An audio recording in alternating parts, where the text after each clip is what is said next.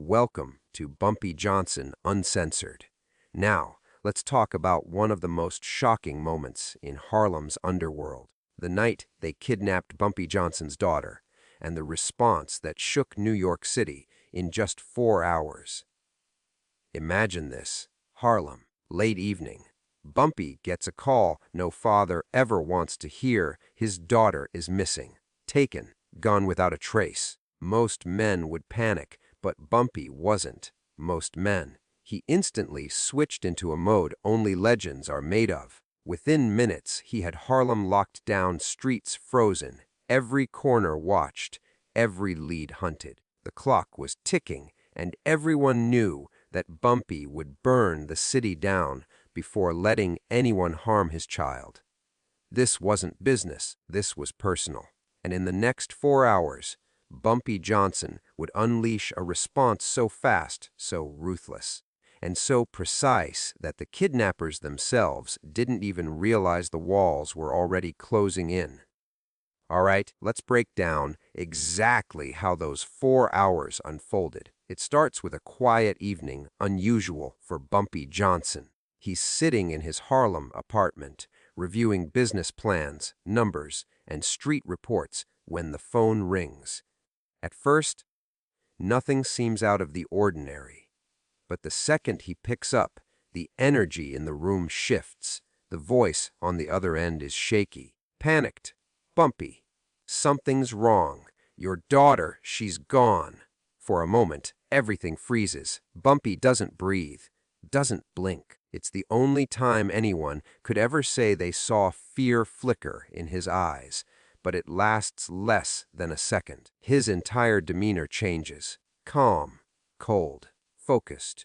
The kind of quiet that lets you know a storm is coming. He asks no emotional questions, no crying, no shouting.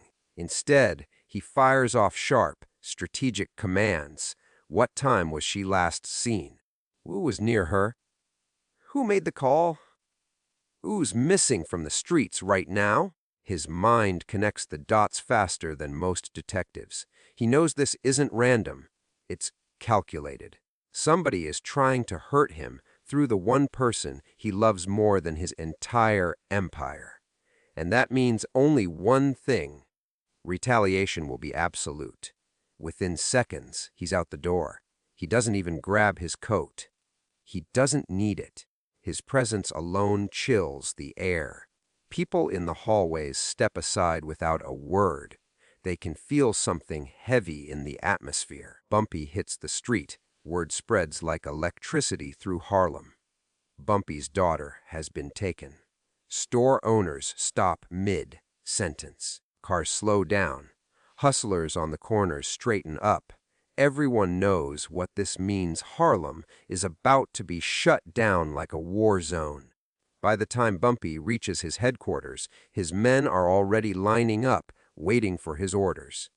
He walks in, and the room falls silent, not out of respect, but out of fear. They know he's about to unleash a level of fury nobody wants to be on the wrong side of. Bumpy stands at the center, eyes burning with a controlled rage, and says one thing: find them. Every second counts.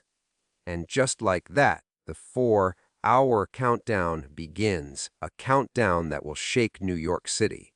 The moment Bumpy gives the order, Harlem transforms instantly. It's like someone flipped a switch and the entire borough responded. Within minutes, every corner, every alley, every barbershop, bar, backroom feels the shift. People may fear plenty of things in New York, but nothing gets the streets frozen like the words, "Bumpy's daughter is missing." Bumpy steps outside his headquarters, and the entire block is already in motion. Cars that were parked start revving up. Men who were lounging suddenly become soldiers. Runners take off in different directions with messages. Harlem's entire underground communication system, silent but legendary, activates at full speed. No police sirens, no official alerts, just Bumpy's network working faster than the NYPD ever could. His trusted lieutenants begin organizing the street grids. They split Harlem into sectors. North side, watch the bus stops, train stations, industrial zones. East side, lock down warehouses, garages, abandoned buildings. Central Harlem, monitor every club, hotel, bar, and gambling spot. West side, block the bridges, tunnels, and escape routes into Manhattan. Anyone trying to leave Harlem is questioned by cops, by Bumpy's men. Cars get stopped. Drivers get asked who they're with and where they're going.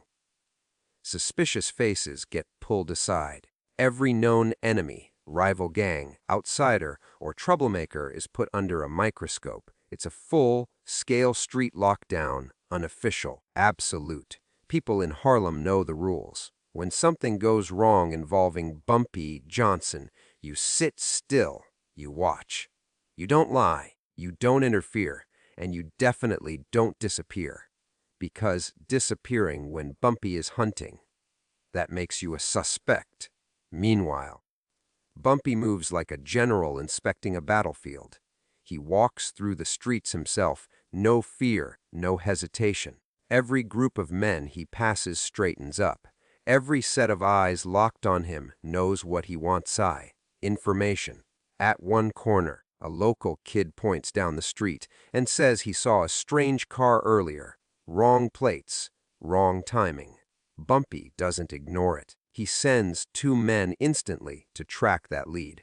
At another block, a shop owner says he saw 2 unfamiliar faces watching the neighborhood earlier in the day. Bumpy nods and has their descriptions relayed across Harlem within minutes. Word spreads so fast that even the crooked cops, who normally avoid Harlem at night, start backing off. They don't interfere because they understand what's happening. Harlem is under Bumpy's rule until the girl is found. Within the first hour, Bumpy's lockdown is so tight that escaping Harlem becomes almost impossible. The kidnappers, wherever they are hiding, feel the pressure closing in. They realize they didn't just take the wrong girl. They declared war on a man who controls the streets. 4 hours sounds short, but inside Bumpy's Harlem lockdown, it's a lifetime. While Harlem's streets lock down like a tightened fist, Bumpy Johnson returns to his command center, a dimly lit back room where only his most trusted men are allowed. The atmosphere is thick, charged, like a storm about to break. The moment he steps inside, everyone stands. Not because he demands it, but because they can feel the gravity of what's happening. Bumpy doesn't waste a single second. He points to a runner near the door. "Bring me my men. All of them. Now." Within minutes, his top lieutenants begin arriving one by one. These aren't random foot soldiers. They are the brains, muscle, and eyes of Harlem's underworld. Each one controls a slice of the city, and together they can move Harlem like a machine. One first to arrive, Junie Bird. Junie pushes through the door, still wearing his overcoat, breath heavy like he ran the last block. He's sharp, loyal, and known for his network of informants. He doesn't even sit down. He stands in front of Bumpy and says, "Tell me where to look, boss." Bumpy nods. Junie will control the information flow tonight. 2 next, Nat Pettigrew. Nat is calm, calculated, and dangerous in silence. He walks in with a notebook. He's the strategist, the one who connects dots faster than most detectives. Bumpy gives him a single look, and Nat already knows to start mapping the suspects and territories. 3/3 Illinois Gordon. Illinois walks in like thunder. Big, intimidating, and fiercely loyal. If someone needs to be physically confronted, Illinois is the one. But even he is shaken. He asks quietly, "Who did this?" "Bump, just tell me the name." Bumpy doesn't answer yet. He needs more facts. 4th Sonny Chance. Sonny runs the west side and controls the transportation lines. He bursts in already giving updates. Bridges are watched. Tunnels are watched. Nobody's leaving Harlem without us knowing. Bumpy nods again. The machine is working. The room fills. Silence falls. Once all his lieutenants are inside, Bumpy closes the door himself. That act alone sends a chill through the room. He never closes the door unless he's about to say something deadly serious. He steps forward, voice low but razor sharp. "My daughter has been taken." The room goes silent. Faces harden. Blood pressure rises. Everyone knows this is no longer business. This is war. Bumpy continues. "Whoever did this thinks they can hurt me. They think they can hide. I want Harlem upside down in the next hour. I want every whisper, every rumor, every face we don't recognize brought to me." He divides the tasks with military precision. Junies shake the streets. Pay informants double. Nat build a list of suspects. Everyone who owes, everyone who hates, everyone stupid enough to cross the line. Illinois hit the gambling dens and underground clubs, make people talk. Sonny locked down transportation tighter. No cars in or out without verification. Each man nods and moves instantly. No hesitation, no questions. They trust Bumpy, and they know what's at stake. The final warning to his men before they leave.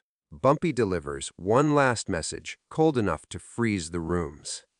"If my daughter is harmed, Harlem will remember tonight for the next 50 years. Bring her back safe, or everyone responsible disappears." The men scatter like lightning, each one becoming a force on the streets.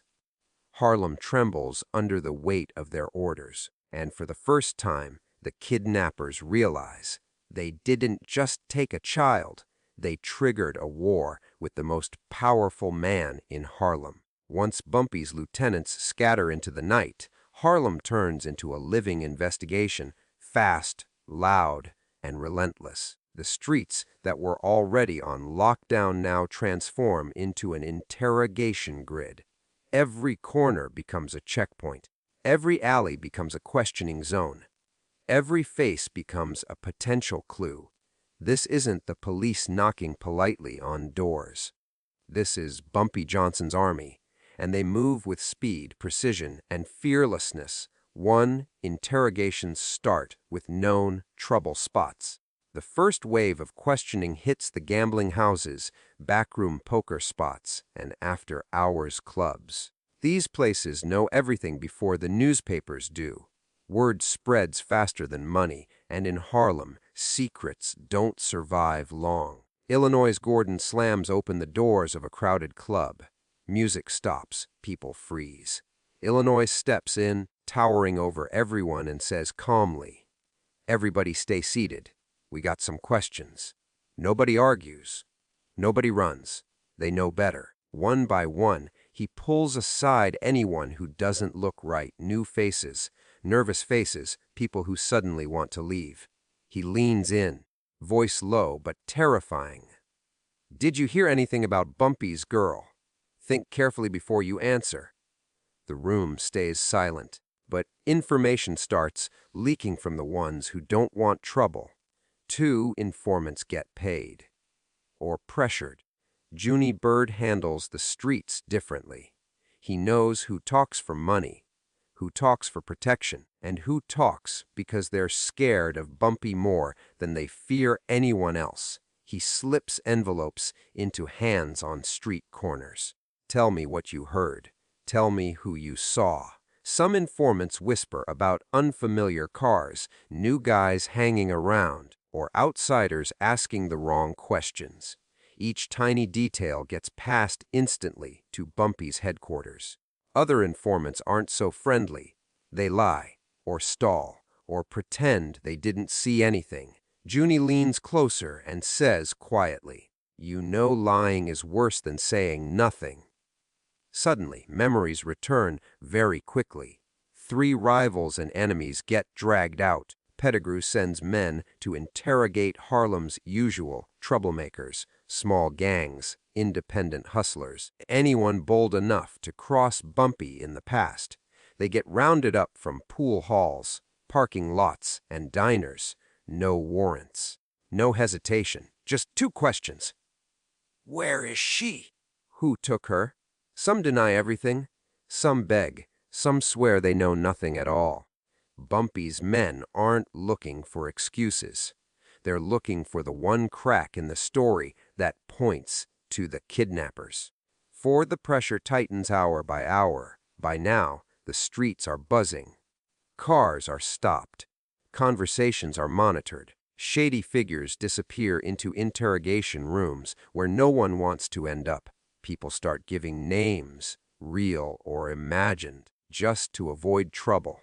One man mentions he saw a strange group watching Bumpy's building 2 days earlier. Another talks about a drug runner who owed money to someone new in town.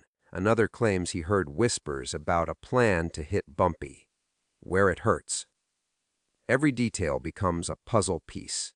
The streets start talking back. Harlem itself begins to respond. The community, shopkeepers, mothers, taxi drivers, street kids, barbers start offering clues freely. Not because they want a reward, not because they fear Bumpy, but because many of them respect him and they know what he's done for Harlem. They don't want to see a child harmed.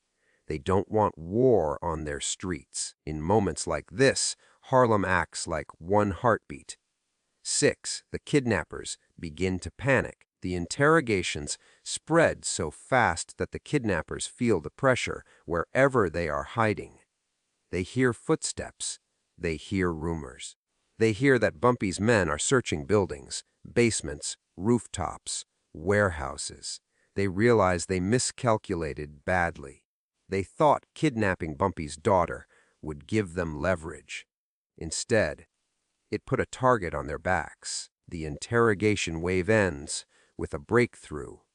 By the end of this phase, dozens of people have been questioned. Tons of lies have been exposed, and one crucial detail emerges, a detail that points to exactly who might have taken her. Clue becomes the spark that leads to the next phase in Bumpy's 4-hour hunt. After more than an hour of nonstop interrogations, Harlem is vibrating with tension. Bumpy's lieutenants keep returning with scraps of information, sightings, rumors, guesses. Nothing solid. Time is slipping, and every minute feels like a punch to the chest. The next breakthrough doesn't come from a lieutenant or an informant or a rival. It comes from someone nobody expected. The breakthrough comes from a street kid. Bumpy is standing on 137th Street when a young boy, no older than 11, approaches hesitantly. His clothes are worn, his face dirty, but his eyes tell Bumpy he's seen something important. The boy tugs on Illinois Gordon's coat, and Illinois almost brushes him off, thinking it's just a kid asking for money. The boy whispers, "I know where they took her." That sentence stops everyone cold. Illinois kneels down, eyes wide. Bumpy steps forward slowly, his face unreadable. The boy glances around nervously and says, "I saw her get pushed into a dark car. 2 men. They drove toward the river. I followed him a little from the rooftops." Bumpy raises an eyebrow. "Why'd you follow them, kid?" The boy answers quietly, "Because I know she's your daughter, and you helped my mom last winter." Hits Bumpy harder than any threat. Respect, loyalty, coming from the least expected place. The description matches a suspicious vehicle. The boy continues, giving details only someone who witnessed it firsthand could know. The car was a black Buick sedan. One door had a dent on the left side. The plates were partially covered. The men wore dark coats and hats. One had a limp. Bumpy's lieutenants exchange looks. This matches earlier reports of a strange car seen cruising the neighborhood but disappearing too quickly to track. Suddenly, all the scattered pieces line up. The boy's directions narrow the search zone. The boy leads Bumpy and his men to the spot where he last saw the car headings. a stretch of industrial warehouses near the Harlem River. Isolated, quiet, rarely patrolled at night, the perfect place to hide someone or hurt someone. He points toward a cluster of abandoned buildings and says, "They went in that direction. I think they stopped there." This is the first real, tangible lead of the entire night. For Bumpy pays the kid in a way only he would. Instead of handing the boy money, Bumpy places a hand on his shoulder and says, "You did more for me tonight than some grown men ever have. You're safe in Harlem. I'll make sure of that." He gives him a folded bill anyway, but the kid refuses. "I don't want money. Just bring her back." Bumpy nods, eyes harder than steel. "Oh, I will." 5. The realization. This was an inside job. The boy adds one more detail before leaving. They knew exactly when she'd be outside. Like they were waiting. Sentence sends a ripple of cold anger through the group. Illinois steps toward Bumpy. That means someone talked. Someone close. Bumpy's jaw tightens. He knows it. Someone fed the kidnappers information. Someone broke the code of Harlem. He can't focus on betrayal now. He has a location. He has a clue. And most importantly, he has time left. 6. The men prepare for the next move. Bumpy calls his lieutenants close and lays out the plan. No hesitation. No mistakes. "Survivors, if someone laid a hand on his child, we hit the warehouse fast." Bumpy says, "No noise. No warnings. No fear." The men nod, gripping their weapons. Everyone is ready, because now the hunt becomes personal, precise, and deadly. This clue changes everything. In that single moment, the night shifts. The panic turns to direction. The chaos turns to strategy. The fear turns to fury. Now Bumpy Johnson is headed straight toward the kidnappers' hideout, with a level of determination that New York would talk about for decades. With the street kid's clue in hand, Bumpy Johnson shifts into the most dangerous version of himself, focused, silent, and unstoppable. The clock is ticking, and he knows every minute could be the difference between life and death for his daughter. He wastes no time. He moves. One Bumpy heads toward the riversides, the most likely zone. The Harlem River at night is a different world, dark, foggy, quiet, and full of abandoned structures. Old warehouses, loading docks, storage yards, and broken factories line the waterfront. Most folks avoid the area after sundown because of rats, crime, and the risk of walking into the wrong building. But Bumpy walks straight into the shadows like he owns them. His lieutenants follow him in 2 cars, headlights off, engines low, cruising silently. This isn't a loud operation, no police, no sirens, no unnecessary noise. This is Bumpy's hunt, his rules, his timing. 2. Sonny Chance checks the roads and finds tire tracks before reaching the cluster of abandoned buildings. Sonny hops out with a flashlight and scans the ground. He is methodical, moving slow, looking for anything out of place. He spots something immediately. Fresh tire marks, not old, not weathered, and the same width and spacing of a book sedan. Exactly what the kid described. He crouches and runs his fingers through the dirt. "These tracks came through in the last hour," Sonny says. This tells Bumpy 2 things. The kidnappers are at the warehouse. They haven't moved her yet. Time is still on his side. 3. They search the perimeter for signs of movement. Junie Bird and Illinois Gordon split off and circle the surrounding streets on foot. They check alleyways, loading docks, and fire escapes. They test doors, windows, padlocks. Illinois finds a broken lock hanging from a warehouse side door. Not smashed. Picked. That means professionals, not amateurs. Junie finds cigarette butts on the ground, fresh ones, and footprints leading toward the back entrance. He whispers into the dark. There inside, Bump, I can feel it.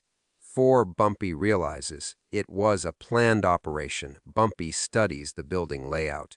He's been in these warehouses before during various business dealings. He knows the entrances, exits, the blind spots. He understands how someone could hide a person inside without being detected.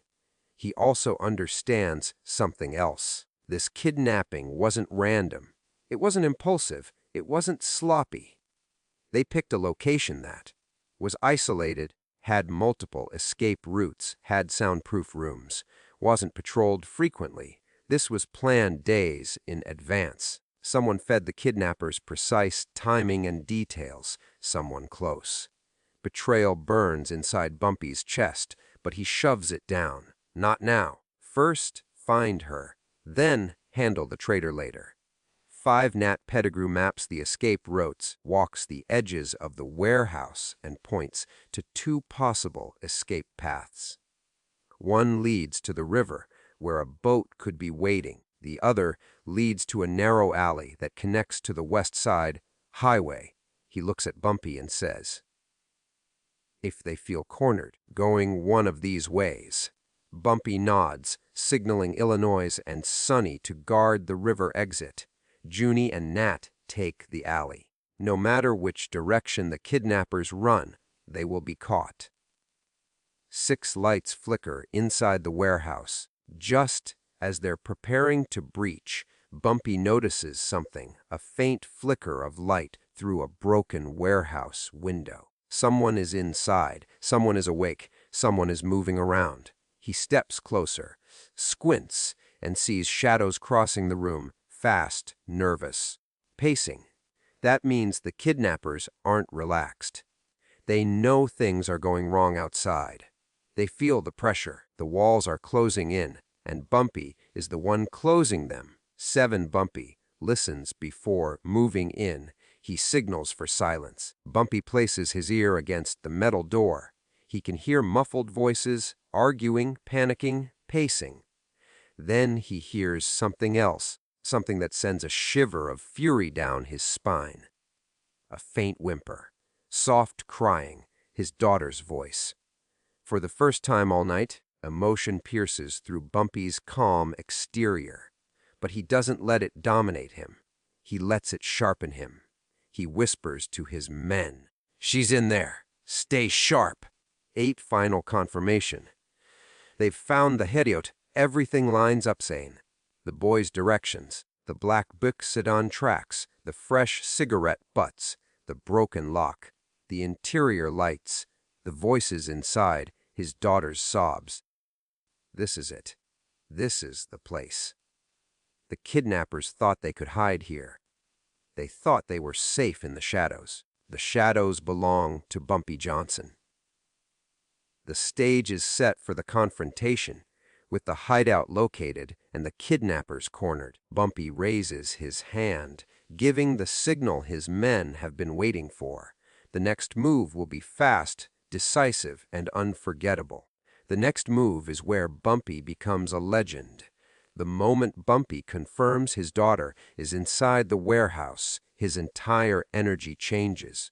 He's no longer investigating. He's no longer searching. He is now preparing for a direct confrontation, and everyone around him can feel it. Harlem has seen Bumpy angry before, but never like this.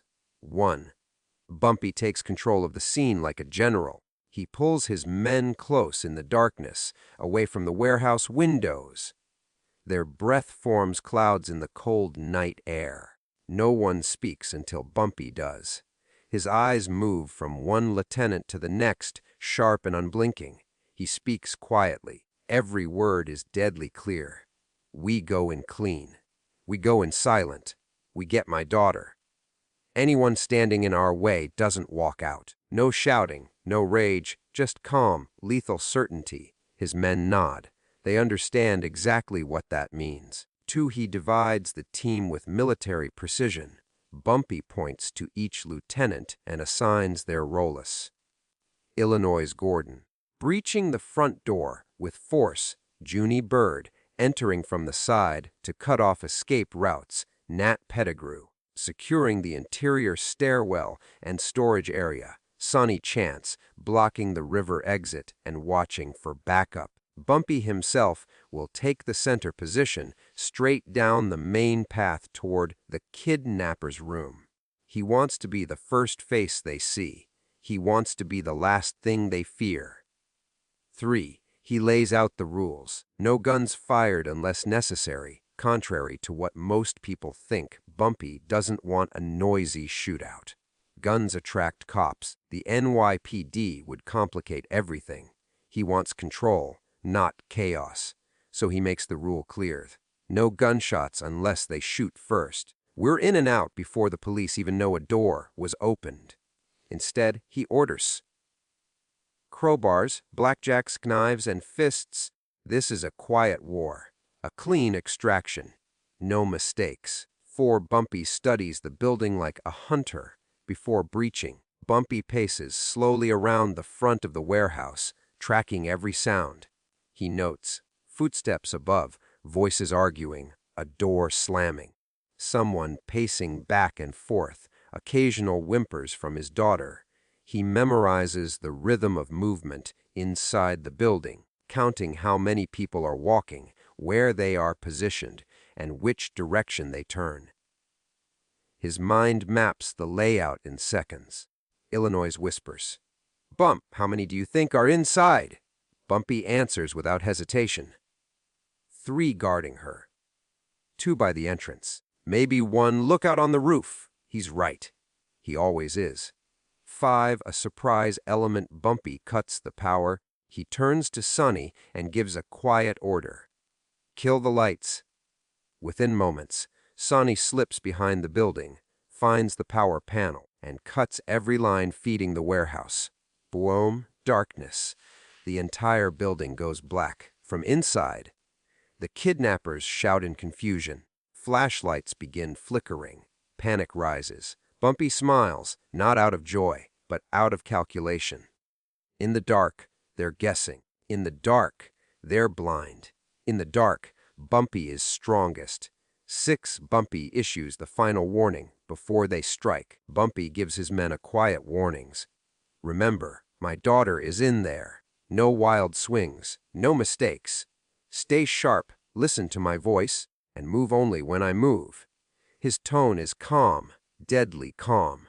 This is not just business. This is not revenge. This is a father protecting his blood, and everyone feels that weight. 7. Bumpy's silent countdown. He raises his hand. His men crouch, weapons ready. Bumpy counts down under his breath. 3, 2, and a 1 move. 8. The team moves like shadows. Illinois smashes the front door open silently, absorbing the noise with his shoulder and boot. Junie slips through the side entrance like a ghost, moving without sound. Nat and Sonny take their positions at the escape routes. Bumpy steps inside the dark warehouse first. He doesn't run, he doesn't shout, he walks. Every step echoes like a death sentence. Kidnappers inside panic. Where's the light? Check the doors! But it's too late. Bumpy is already in the center of the building, closing in. 9. The air thickens before impact. Inside the darkness of the warehouse, the tension becomes suffocating. You can almost feel the heartbeat of the place. Bumpy's men move quietly around the perimeter, positioning for the strike. Then Bumpy hears it again, his daughter sobbing behind a locked door. His entire body changes, muscles tighten, breath steadies, eyes narrow. He turns to his men and whispers one final command. On my signal, we end this. This is the moment before everything explodes. Bumpy isn't thinking about revenge right now. He isn't thinking about betrayal. He isn't thinking about Harlem or power. He is thinking about one thing. Bring my daughter home.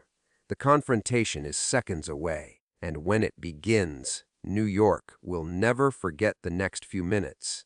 The warehouse is pitch black, silent except for the distant hum of the river outside and the anxious shuffling of kidnappers who suddenly feel the darkness closing around them. Then, without warning, everything erupts. This is the moment Bumpy came for. 1. The first guard doesn't even see it coming. Bumpy advances through the darkness. A guard comes stumbling out of a hallway, flashlight shaking in his hand. He doesn't see Bumpy. He only hears a whisper, "Wrong man to cross." Before the guard can react, Illinois grabs him from behind and slams him into a support beam. The flashlight hits the floor and spins wildly, throwing dancing beams across the walls. The guard collapses without a sound. 1 down, 4 to go. 2. Junie takes the side room. Fast and clean, from the left side of the building, Junie Bird moves like a shadow. He finds 2 men arguing, one trying to fix a fuse box, the other panicking about the lights being cut.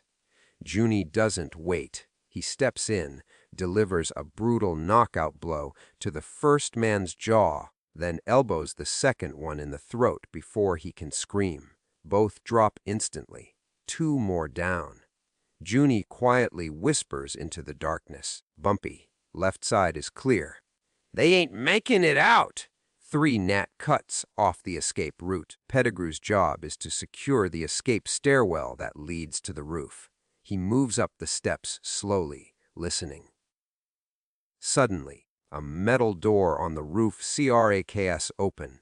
A lookout is trying to flee, but Nat is already there. He grabs the man's leg, yanks him off balance, and sends him tumbling down the stairs. The man lands hard, dazed, reaching for a gun. Nat kicks it away and presses a knife to his throat. No one leaves until the girl is safe. Nat growls. The lookout freezes. He has no idea there's no escape left. 4 Bumpy reaches the inner door, where his daughter is held. Bumpy arrives at the locked room, where the faint sobs of his daughter echo through the metal. He places his hand gently on the door for a moment, just to feel her presence. His jaw clenches. Behind him, Illinois whispers, "Say the word, Bump." Bumpy nods once. Illinois steps forward and kicks the door off its hinges, sending it flying inward with a thunderous crash. Inside, 2 kidnappers stare in shock, guns shaking in their hands. The lights are still out, and they can barely see.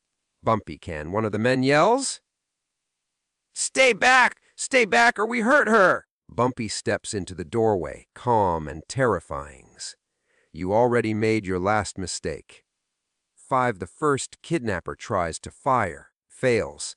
The nearest kidnapper snaps his gun toward Bumpy and pulls the trigger, CK. The gun misfires in the darkness, but Bumpy doesn't blink. He lunges forward, grabs the man by the collar, and slams him into the wall so hard the plaster cracks. The man collapses, gasping for air. Bumpy doesn't look at him again. He's not the priority. 6 The second kidnapper grabs the girl. Huge mistake. The last remaining kidnapper grabs Bumpy's daughter and holds a knife to her neck, shouting, "Back off! I'll cut her! I swear to God." But Bumpy's daughter sees her father and screams, "Daddy!" Something inside Bumpy snaps like a steel cable. In one explosive motion, he grabs a heavy tool from a nearby table and hurls it at the kidnapper's hand. The knife goes flying. Before the man can recover, Illinois and Junie charge in and tackle him to the ground. He tries to fight, but he's already broken. His screams echo through the warehouse. 7 Bumpy frees his daughter. Bumpy kneels beside his daughter. Hands shaking for the first time all night, he untees her ropes, lifts her into his arms, and whispers, "You're safe now, baby. Daddy's here." She wraps her arms around his neck and sobs into his chest. For a moment, the entire warehouse fades away. No violence, no danger, nothing but a father holding his child. It's the only time anyone sees Bumpy Johnson truly vulnerable. Just for a second. 8 The kidnappers face their fate once his daughter is safe in Sonny's arms and taken to the car. Bumpy stands and turns toward the surviving kidnappers. His expression changes instantly from father to executioner. Illinois drags the last conscious man to Bumpy's feet. The kidnapper stammers, Look, we didn't know she was your—" Bumpy interrupts with a cold whisper. "You knew exactly who she was. That's why you took her." His voice is low, controlled, chilling. "Where's the man who sent you?" The kidnapper tries to lie. Bumpy can tell. Bumpy steps closer. "You get one chance to walk out of this building breathing." One. The kidnapper breaks instantly. I'll talk. I'll talk. And with that confession, Bumpy has everything he needs for the final phase. 9 Bumpy leaves the warehouse, knowing the war isn't over.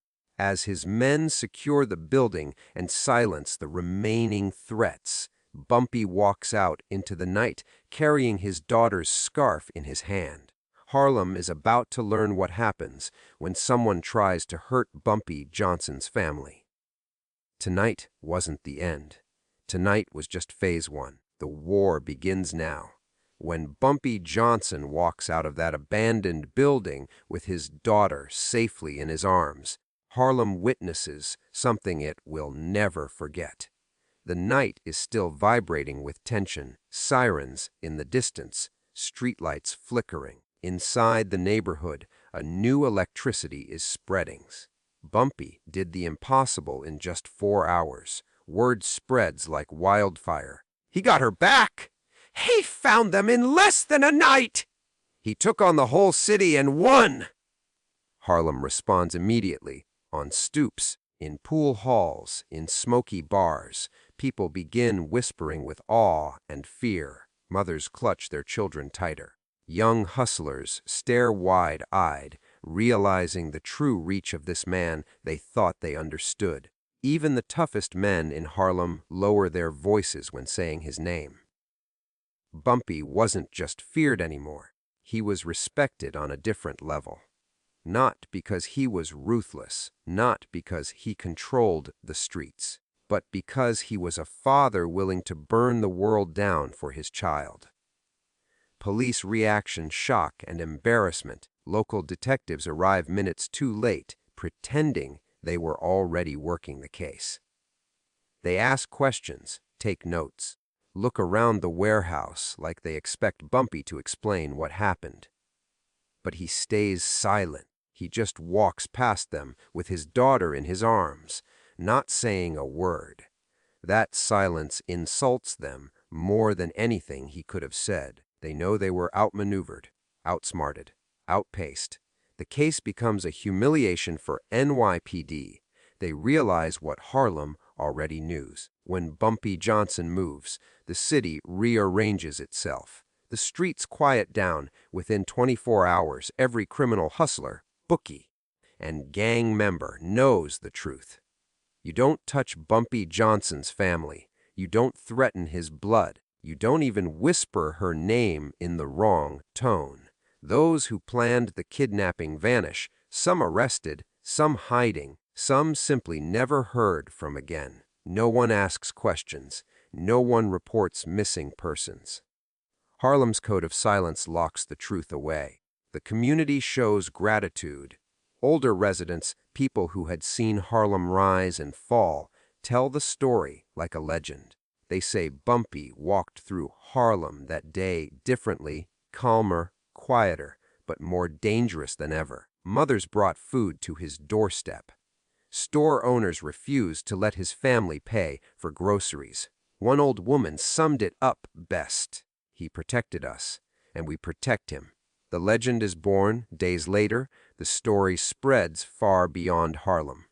Other boroughs hear it, then the entire city, then the underworld across the country, and the message is crystal clear. Bumpy Johnson wasn't just a crime boss. He was a man whose power came from loyalty, strategy, and heart, a father who stretched Harlem wide open to save one child, a leader who moved an entire city in 4 hours, a figure whose legend was now carved permanently into the streets.